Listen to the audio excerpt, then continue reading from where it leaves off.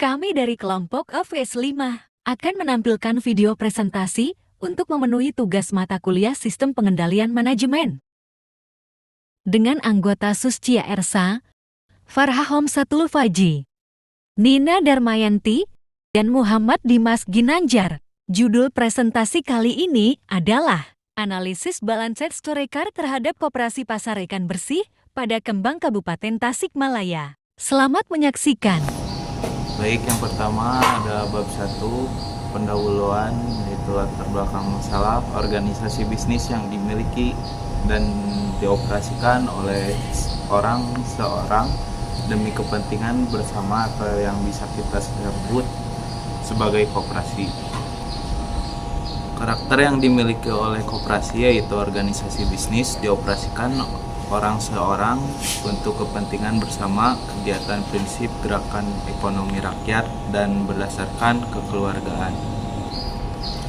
Koperasi Pasar Ikan Bersih pada Kembang, Kabupaten Tasikmalaya didirikan dengan tujuan untuk memberikan layanan berkualitas tinggi kepada masyarakat sekitar dan memfasilitasi perdagangan ikan yang efisien dan berkelanjutan. Dalam beberapa waktu terakhir, telah terjadi penurunan kinerja pasar ikan ini yang menciptakan kebutuhan mendesak untuk mengevaluasi faktor-faktor yang memengaruhi kinerja pasar ikan serta mengidentifikasi langkah-langkah perbaikan yang diperlukan. Dalam konteks ini, analisis Balance Scorecard atau BSC dapat menjadi kerangka kerja yang bermanfaat untuk memahami secara menyeluruh kinerja pasar ikan pada Kembang.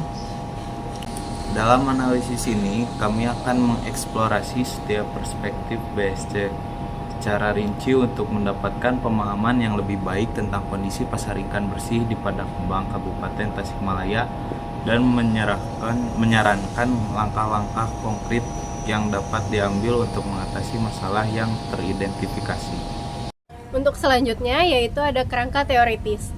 Koperasi adalah sebuah organisasi yang dimiliki dan dioperasikan secara bersama oleh sekelompok individu untuk memenuhi kebutuhan bersama dan aspirasi ekonomi, sosial, serta budaya mereka melalui perusahaan yang dikelola secara demokratis.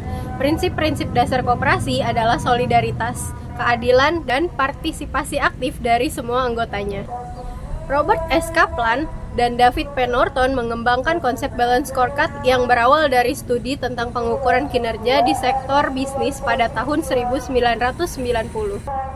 4 perspektif yang dimaksud dalam Balance Scorecard yaitu perspektif finansial.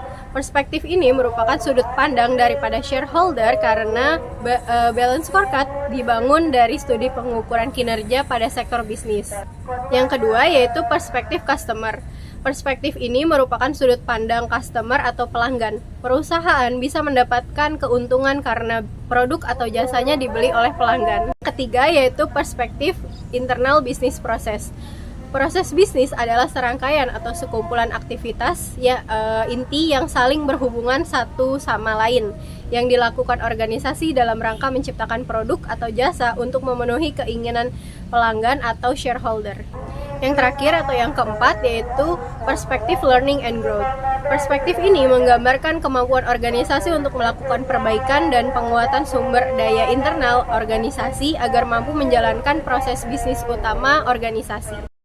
Penerapan Balance Scorecard dalam konteks organisasi telah terbukti menjadi alat yang efektif untuk mengukur kinerja organisasi secara komprehensif. Dengan memperhatikan beberapa perspektif, organisasi dapat memiliki pemahaman yang lebih baik tentang faktor-faktor yang mempengaruhi kinerja mereka. Faktor-faktor yang mempengaruhi kinerja pasar ikan bersih dapat bervariasi, termasuk faktor-faktor eksternal seperti kondisi pasar, persaingan industri, dan juga regulasi pemerintah, serta faktor-faktor internal seperti manajemen operasional, kualitas produk, dan pelayanan pelanggan. Menurut buku dari Cameron and Quinn pada tahun 2011, budaya yang kuat dan positif dapat meningkatkan motivasi karyawan, meningkatkan kualitas layanan, dan mendorong inovasi serta budaya yang negatif atau tidak sesuai dengan nilai-nilai organisasi dapat menghambat kinerja dan pertumbuhan. Untuk materi selanjutnya yaitu metode penelitian. Metode analisis data yang digunakan dalam penelitian ini yaitu pendekatan deskriptif kualitatif menggunakan balance scorecard untuk mengukur kinerja koperasi ikan bersih pada kembang. Langkah-langkah yang dilakukan dalam analisis data yaitu penjabaran visi misi, strategi, dan tujuan perusahaan ke dalam 4 perspektif balance scorecard, yaitu perspektif finansial, customer, internal proses, serta learning and grow. Untuk selanjutnya ada objek penelitian. Jenis data yang diperlukan dalam penelitian ini ada data primer dan data sekunder. Data sekunder adalah data yang langsung diperoleh dari sumbernya yang belum tercatat berupa hasil wawancara dan hasil pengolahan kuesioner. Sedangkan data sekunder adalah data yang telah disusun oleh pihak lain atau lembaga-lembaga antara lain laporan RAT koperasi, buku, dan jurnal. Jadi penelitian ini memakai sumber data sekunder, yaitu data yang didapat dari studi yang sudah dilakukan sebelumnya, diantaranya berbagai sumber seperti laporan, buku, jurnal, dan lain-lain. Untuk selanjutnya yaitu teknik pengumpulan data. Teknik pengambilan sampel menggunakan metode sampling purposive, yaitu dengan cara menentukan data sampel yang informasinya diperoleh berdasarkan kriteria atau secara pertimbangan. Data akan dikumpulkan melalui beberapa teknik. Yang pertama observasi, yang kedua wawancara, yang ketiga dokumentasi. Yang pertama observasi. Peneliti melakukan observasi langsung di pasar ikan untuk mengamati proses operasional, interaksi antara pedagang dan pelanggan, serta kondisi fisik pasar. Yang kedua, wawancara. Wawancara dilakukan dengan manajemen pasar, perdagangan ikan, dan pengunjung pasar untuk mendapatkan pendapatan mereka tentang kinerja pasar ikan, faktor-faktor yang mempengaruhi, dan saranan terbaik. Data yang terakhir adalah data dokumentasi.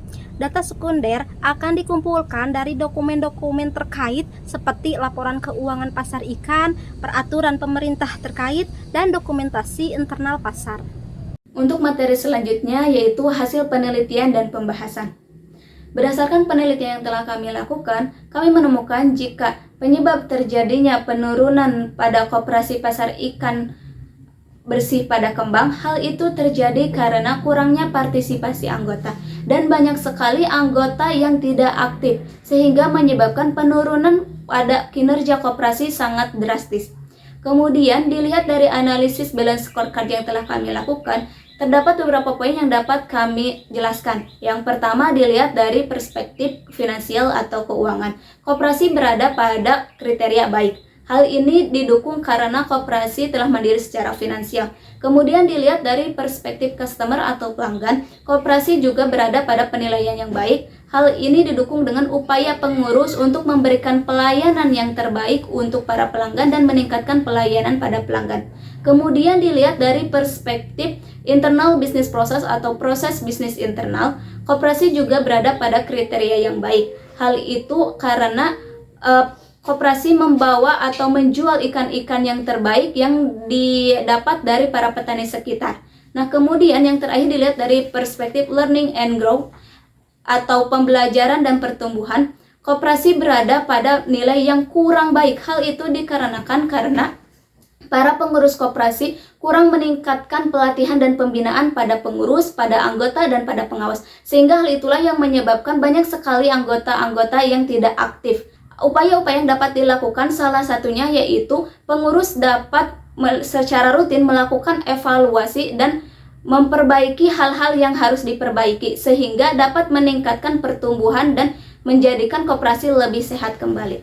Kesimpulan dari hasil penelitian yang telah kami lakukan dapat dilihat jika koperasi berada pada kriteria yang cukup baik, namun pada perspektif learning and grow, koperasi berada pada kriteria yang kurang baik. Hal inilah yang menyebabkan kurangnya atau banyaknya anggota yang tidak aktif sehingga menimbulkan kinerja koperasi yang buruk. Kemudian adapun saran yang dapat kami berikan kepada koperasi yaitu koperasi dapat melakukan beberapa langkah-langkah seperti melakukan peningkatan efisiensi dan operasional, melakukan peningkatan produk dan layanan, kemudian melakukan perbaikan pada sistem internal, serta melakukan pengembangan karyawan dan pembangunan budaya kerja yang inklusif serta inovatif. Sekian presentasi dari kelompok AVS 5. Terima kasih telah menyaksikan.